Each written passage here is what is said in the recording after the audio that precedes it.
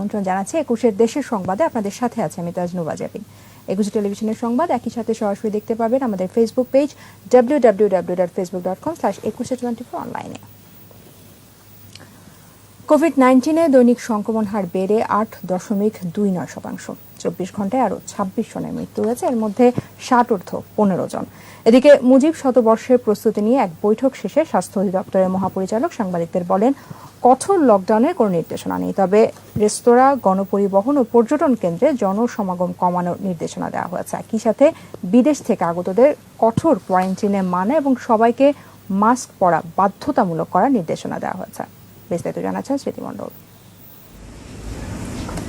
আবারও বাড়ছে করোনার সংক্রমণ। দেশের ২১৯টি ল্যাবে ২০,৭৪৮ জনের নমুনা পরীক্ষায় শনাক্ত সংখ্যা ১,৭১৯। মোট শনাক্ত ৫,৬০,৮৮৭। নতুন ১,৩৫২ জন সহ সুস্থ হয়েছে ৫,১৪,৪৭৯ জন। ২৪ ঘন্টায় ঢাকা বিভাগে মারা গেছে ১২ জন এবং এর পরের অবস্থান চট্টগ্রাম বিভাগে ৫ জনের মৃত্যু হয়েছে। বয়স বিবেচনায় ২৪ ঘন্টায় ৬০ ঊর্ধ্ব ১৫ জনের মৃত্যু হয়েছে। ৫১ থেকে ৬০ বছরের মধ্যে মৃত্যু ৮ জন এবং ৪১ থেকে ৫০ বছরের বয়স সীমায় মারা গেছেন ৩ জন। করোনায় এ পর্যন্ত শনাক্তের হার ১৩.০৩%, সুস্থতার হার ৯১.৭৩% এবং মৃত্যু হার ১.৫৩%। এদিকে মুজিব শতবর্ষে সাবধানতা অবলম্বন সহ সংক্রমণ এড়াতে বিভিন্ন নির্দেশনার কথা জানিয়েছেন স্বাস্থ্য অধিদপ্তরের মহাপরিচালক। কঠোরভাবে কোয়ারেন্টাইন মেনে চলা ও মাস্ক পরা বাধ্যতামূলক করার নির্দেশনা দেয়া হয়েছে জানান তিনি। রেস্তোরাঁগুলোতে জনসমাগম কমানোর ব্যাপারে, তারপরে হচ্ছে গিয়ে পরিবহনে জনসমাগম এবং ভিড় এড়ানোর জন্য সবাইকে মাস্ক পরার জন্য, পর্যটন কেন্দ্রগুলোতে যাতে লোকে ভিড় না করে। করোনা ভ্যাকসিনের দ্বিতীয় ডোজ ৮ এপ্রিল থেকে দেয়া হবে। সংক্রমণ মোকাবেলায় সব হাসপাতাল প্রস্তুত আছে জানান স্বাস্থ্য অধিদপ্তরের মহাপরিচালক। যেখানে আছেন সেইখানকার ব্যবস্থাটা আপনারা স্বাস্থ্যসেবা নিন। স্মৃতি মণ্ডল, ২১ টেলিভিশন, ঢাকা। অসচ্ছল বীর মুক্তিযোদ্ধা, বীরাঙ্গনা, শহীদ বীর মুক্তিযোদ্ধা, তাদের বিধবা স্ত্রী ও সন্তানদের জন্য বীর নিবাস নামে ৩০,০০০ ঘর করে দেবে সরকার। জাতীয় অর্থনৈতিক পরিষদের নির্বাহী কমিটির সভায় ৪,১২২ কোটি ৯৮ লাখ টাকার এ সংক্রান্ত একটি প্রকল্প অনুমোদন দেওয়া হয়। মুজিববর্ষ ও স্বাধীনতার সুবর্ণ জয়ন্তীতে প্রধানমন্ত্রীর উপহার হিসেবে ঘরগুলো নির্মাণ করে দেওয়া হবে। এদিন মোট ৫,৬১৯ কোটি টাকার ৬টি প্রকল্প অনুমোদন দেওয়া হয়। রিপোর্টে বিস্তারিত জানাচ্ছেন আকবর হোসেন সুমন। রাজধানীর আগারগাঁওয়ে এনইসি সম্মেলন কক্ষে জাতীয় অর্থনৈতিক পরিষদের নির্বাহী কমিটির সভা। গণভবন থেকে ভার্চুয়ালি যুক্ত হন একনেক চেয়ারপারসন প্রধানমন্ত্রী শেখ হাসিনা। এদিন সব মিলিয়ে ৫,৬১৯ কোটি টাকা ব্যয়ে ৬টি প্রকল্পের অনুমোদন দেওয়া হয়। সভা শেষে প্রকল্পে অর্থায়ন ও প্রধানমন্ত্রীর অনুশাসন তুলে ধরেন পরিকল্পনা মন্ত্রণালয়ের সচিব। প্রকল্পগুলো সময় মতো শেষ করা এবং কাজের গুণগত মান নির্ধারণ করা, গুণগত মান বজায় রেখে কাজ করা এবং কোনো ক্ষেত্রে প্রকল্পের প্রস্তাবিত মেয়াদের থেকে উনি ৬ মাস বা ১ বছর বৃদ্ধি করে দিয়েছেন, বাস্তবতা নিরিখে যাতে কাজগুলো শেষ হয়।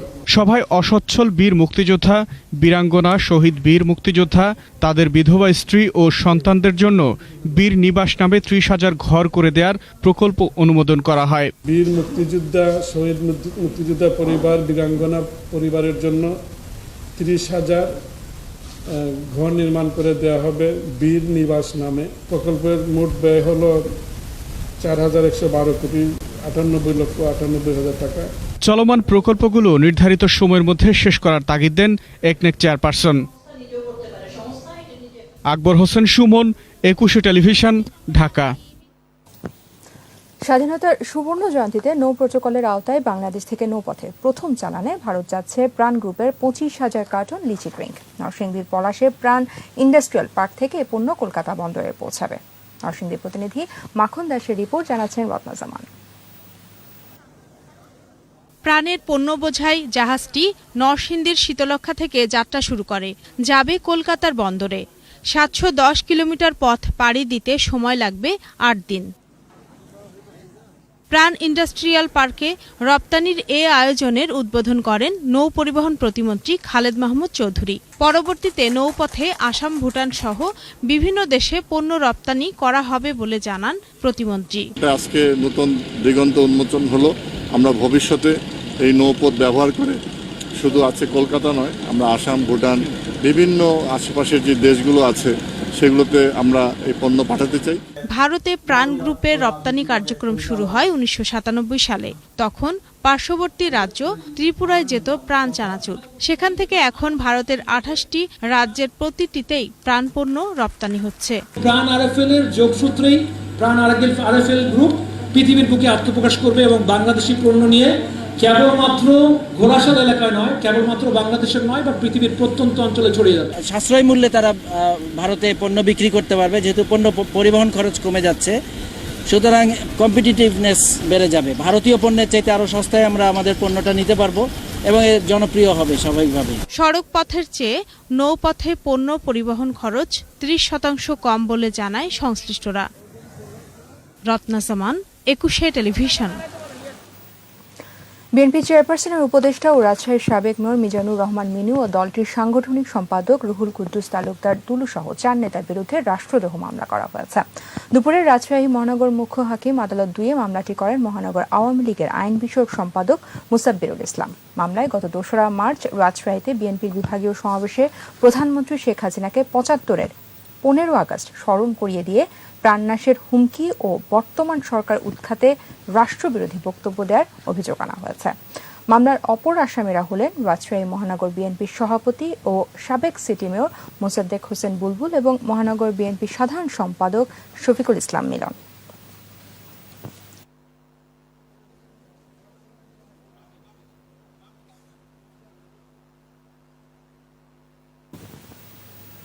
সংবাদ এই পর্যায়ে নিচ্ছে বিরতি। নো মাস্ক নো সার্ভিস বিধি মেনে চলুন, সুস্থ থাকুন। ফিরে এসে যা থাকছে।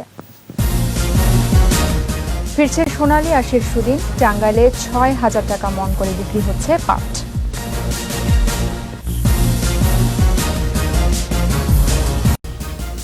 আবার আমন্ত্রণ, আপনারা দেখছেন 21 দেশের সংবাদ। দীর্ঘদিন পর ফিরছে সোনালী আঁশের সুদিন। এবছর 6,500 টাকা মন করে পাট বিক্রি করছেন টাঙ্গাইলের চাষিরা। পাশাপাশি আমদানি নির্ভর পাটের বীজের উপর ভরসা না করে চাষিরা এবার নিজেরাই বীজ উৎপাদন করছেন। টাঙ্গাইল প্রতিনিধি কাজী তাজউদ্দিন রিপোর্ট জানাচ্ছেন বতনা জামান। পাটজাত পণ্যের বহুমুখী ব্যবহারে দেশে ও বিদেশে চাহিদা বাড়ছে। পাটের দাম ভালো পাচ্ছেন চাষি। এ কারণে টাঙ্গাইল সদর, কালিহাতী, মির্জাপুর ও নাগরপুরে পাটের আবাদ বাড়ছে। এদিকে বিদেশি পাটের বীজের উপর ভরসা না করে চাষিরা এবার নিজেরাই বীজ উৎপাদন করছেন। গত মৌসুমে জেলায় পাটের আবাদ হয়েছে 24,843 টন। চলতি মৌসুমে আবাদের লক্ষ্যমাত্রা 74,000 টন। ভারত থেকে যে বীজ আসে সেটা মানে খুব উন্নত না। এখন বর্তমানে পাট চাষ করব, আমার এই বীজ থেকে আমি চাষ করব এবং আমার আশেপাশে যারা চাষি আছে তাদেরও এই পাট বীজ দিয়ে পাট চাষ করার উদ্বুদ্ধ করতেছি। প্রায় 1 মন পাট বিক্রি করে 3 মন ধান বেশি কেনা যায়। এই জন্য আমি আমার জমিতে যেটুকু খাওয়ার জন্য ধান উৎপাদন করে বাকি সবগুলা পাট উৎপাদন করব। সোনালী আঁশ পাটের ঐতিহ্য ফিরিয়ে আনতে টাঙ্গাইলে কৃষকদের মাঝে নানা প্রণোদনা দিচ্ছে পাট অধিদপ্তর। গত বছর প্রাকৃতিক কারণে উৎপাদন কিছু কমলেও যদি ইনশাল্লাহ প্রাকৃতিক বিষয়গুলো ঠিক থাকে তাহলে আমাদের রেকর্ড উৎপাদন হবে, এটা প্রত্যাশা করছি। পরিবেশ বান্ধব পাটের আবাদ বাড়লে কৃষকরা যেমন লাভবান হবেন, তেমনি বৈদেশিক মুদ্রাও অর্জন সম্ভব হবে মনে করেন সংশ্লিষ্টরা। রত্না সামান, 21 টেলিভিশন। শেখ হাসিনা রাষ্ট্র ক্ষমতায় আছেন বলে দেশ সমৃদ্ধির পথে এগিয়ে যাচ্ছে বলে মন্তব্য করেছেন সমাজ কল্যাণ প্রতিমন্ত্রী বীর মুক্তিযোদ্ধা মোহাম্মদ আশরাফ আলী খান খসরু। নেত্রকোনার 40 বাগড়া, কুনিয়া, মেদনী ও রাজুর বাজার সংযোগ সড়কে মহাসড়কে 35,56,97,000 কোটি টাকা ব্যয়ে 4টি ব্রিজ নির্মাণ কাজের ভিত্তিপ্রস্তর স্থাপন অনুষ্ঠানে মন্তব্য করেন তিনি। প্রতিমন্ত্রী বলেন, সারা বিশ্বের কাছে বাংলাদেশ আজ উন্নয়নের রোল মডেল। সড়ক ও জনপথ বিভাগের বাস্তবায়নে এই ব্রিজ 4টি নির্মাণ করা হচ্ছে। জনপথ বিভাগের নির্বাহী প্রকৌশলী মোহাম্মদ হামিদুল ইসলামের সভাপতিত্বে সভায় অন্যান্যের মধ্যে জেলা প্রশাসক, জেলা আওয়ামী লীগের সাংগঠনিক সম্পাদক ও দপ্তর সম্পাদক বক্তব্য রাখেন। রাজবাড়ীতে ধর্ষণ মামলায় 6 জনের যাবজ্জীবন সশ্রম কারাদণ্ড ও 50,000 টাকা জরিমানা করেছে আদালত। দুপুরে রাজবাড়ী নারী ও শিশু নির্যাতন দমন ট্রাইব্যুনালের বিচারক শারমিন নিগার এই আদেশ দেন। মামলায় বলা হয়, 2019 সালের 28 জানুয়ারি রাজবাড়ী শহর থেকে বাসায় ফেরার পথে নির্যাতিতাকে জোর করে ধরে নিয়ে যায় আসামিরা। পরে রাজবাড়ী পৌরসভার ডাই আইস ফ্যাক্টরি এলাকার একটি পরিত্যক্ত মেসে নিয়ে সংঘবদ্ধভাবে ধর্ষণ করে। পরে নির্যাতিতা বাদী হয়ে রাজবাড়ী সদর থানায় ধর্ষণ মামলা করে।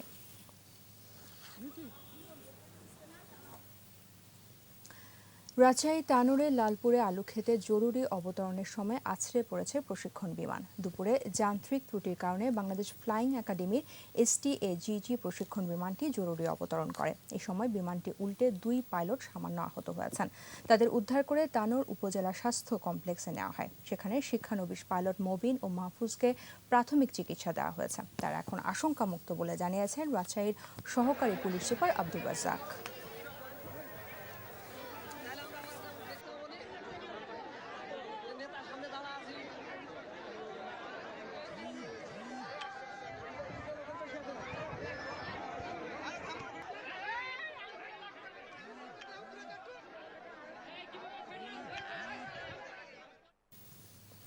কুমিল্লা বন বিভাগের আওতাধীন সুয়াগাজী ফরেস্ট চেকপোস্টের অভিযানে 5 ট্রাক ও কাভার্ড ভ্যান ভর্তি বিপুল পরিমাণ কাঠ উদ্ধার করেছে। সোমবার রাতে ঢাকা-চট্টগ্রাম মহাসড়কের কুমিল্লার সুয়াগাজী এলাকা থেকে অবৈধ কাঠগুলো জব্দ করে বন বিভাগ। জব্দ করা কাঠের মূল্য প্রায় 25 লক্ষ টাকা। কাঠগুলো চট্টগ্রামের পাহাড়ি অঞ্চল থেকে কেটে অবৈধভাবে দেশের বিভিন্ন অঞ্চলে পাচার করার জন্য নিয়ে যাওয়া হচ্ছিল।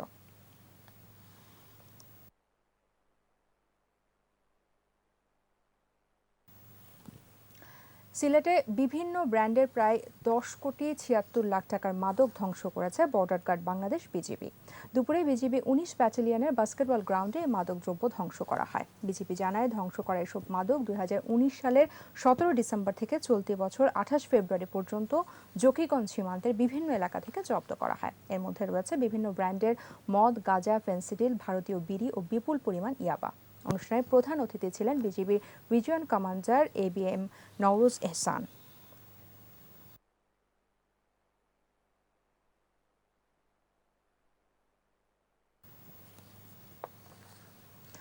তজুমুদ্দিনের দক্ষিণ পশ্চিম চাচড়া সরকারি প্রাথমিক বিদ্যালয় নির্মাণাধীন ভবনে সেপটিক ট্যাঙ্ক দুর্ঘটনা নিহত 3 শ্রমিকের পরিবারের পাশে দাঁড়িয়েছেন ভোলা 3 আসনের সংসদ সদস্য নুরুন নবী চৌধুরী শাওন। সকালে নিহতদের বাড়িতে গিয়ে স্বজনদের খোঁজ খবর নেন এবং সমবেদনা জানান। এই সময় শাওন ব্যক্তিগত তহবিল থেকে প্রত্যেক পরিবারকে 1 লাখ টাকা করে অনুদান দেন। এছাড়া তজুমুদ্দিন উপজেলা প্রশাসনের পক্ষ থেকে নিহতের প্রত্যেক পরিবারকে 20,000 টাকা করে দেওয়া হবে বলে জানিয়েছেন উপজেলা নির্বাহী কর্মকর্তা পল্লব কুমার হাজরা। পরে উপজেলার বিভিন্ন স্থানে পথসভায় প্রধান অতিথি হিসেবে যোগদান করেন সংসদ সদস্য নুরুন নবী চৌধুরী শাওন।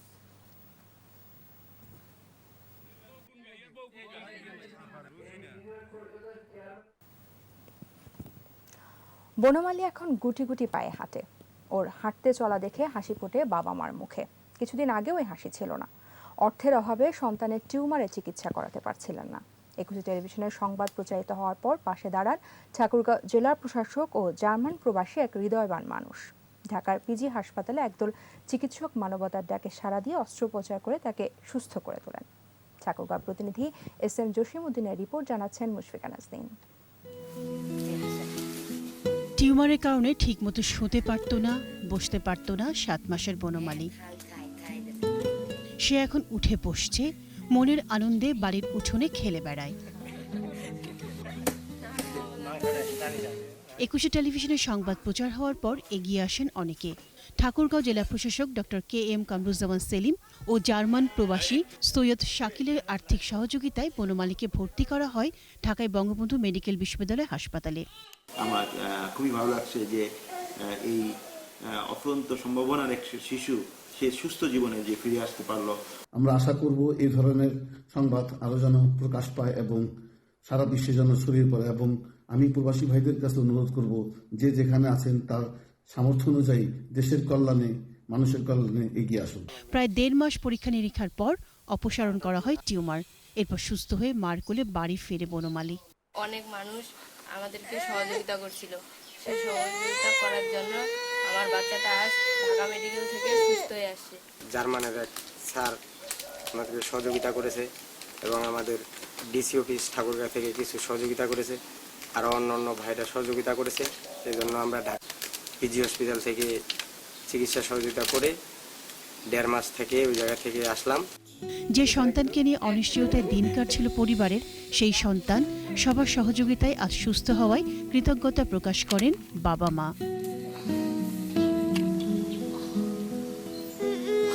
মুশফিকা নাজনীন, 21 টেলিভিশন। এবার চট্টগ্রামের সংবাদ।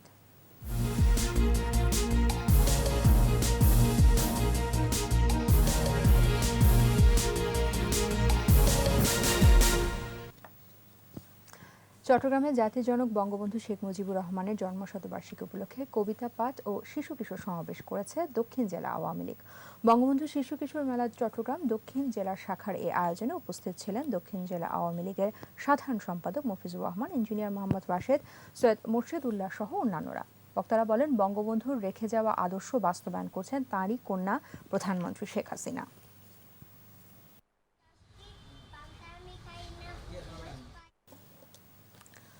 বঙ্গবন্ধু স্বপ্ন দেখেছেন এবং স্বপ্ন কার্যকর করিয়েছেন বলেছেন গবেষক ও ইতিহাসবিদ অধ্যাপক ডক্টর মুনতাসির মামুন। চট্টগ্রাম বিশ্ববিদ্যালয়ের বঙ্গবন্ধু চেয়ার পদে অধিষ্ঠিত হওয়ায় চট্টগ্রাম শিল্পকলা একাডেমিতে সংবর্ধনা সভায় তিনি এসব কথা বলেন। সংবর্ধনা আয়োজন করে মুক্তিযোদ্ধা সংসদ, চট্টগ্রাম মহানগর ইউনিট কামান, ৭১-এর ঘাতক দালাল নির্মূল কমিটি চট্টগ্রাম, প্রজন্ম ৭১ চট্টগ্রাম, মুক্তিযোদ্ধা সংসদ, সন্তান কামান সহ বিভিন্ন সংগঠন।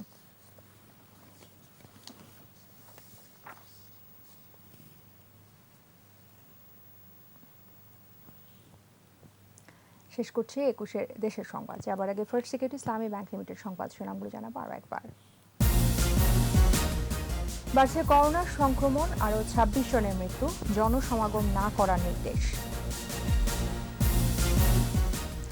মুক্তিযোদ্ধা ও বীরাঙ্গনার জন্য ৩০,০০০ ঘর দেবে সরকার, একনেকে ৪,১২৩ কোটি টাকার প্রকল্প পাস।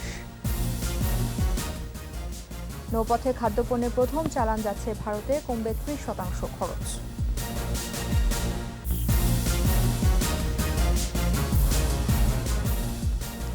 একুশে টেলিভিশনের সর্বশেষ খবর জানতে ডায়াল করুন 2021 নম্বরে, ভিজিট করুন 21tv.com এই ওয়েবসাইটে। ফেসবুকে লগ ইন করতে পারেন facebook.com/2124 অনলাইন। আমাদের পরের সংবাদ সন্ধ্যা 7টায় দেখার আমন্ত্রণ রইল। স্বাস্থ্যবিধি মেনে চলুন, সুস্থ থাকুন। সবাইকে ধন্যবাদ।